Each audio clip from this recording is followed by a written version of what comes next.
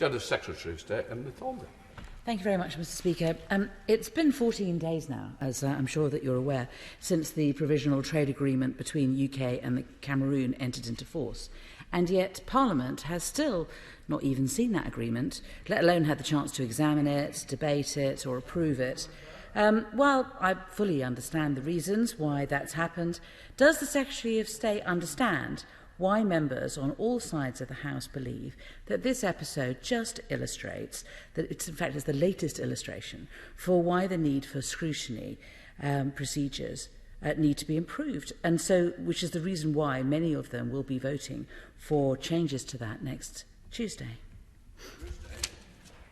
Well, Mr. Speaker, I like to say scrutiny starts at home, so I suggest she starts with her colleague, the member for Harrow West, who presided over the EU signing of the CARIFORUM deal 13 years ago, which is still being provisionally applied. I'm not quite sure why the Honourable Lady doesn't ask for a debate on that.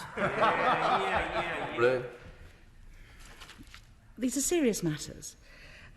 Cameroon has become, in the last 3 years, one of the most abusive, repressive and murderous regimes in the world today. Now, we all know that that didn't stop the Secretary of State reaching a trade agreement with them, but we don't even know what, if anything, the trade agreement says on this issue. So, again, can the Secretary of State understand why members on all sides of this House also believe that there is a need for new laws next Tuesday obliging the government to take proper account of human rights when negotiating and ratifying new trade agreements?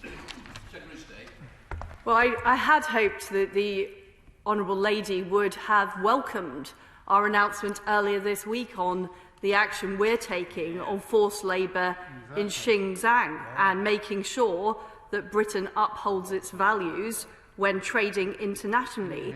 But I would ask the Honourable Lady consider some of her previous actions, such as sharing a platform with Hamas and refusing to criticise Fidel Castro's abhorrent human rights abuses. It's a bit much being lectured by a Labour member on human rights, given her past record.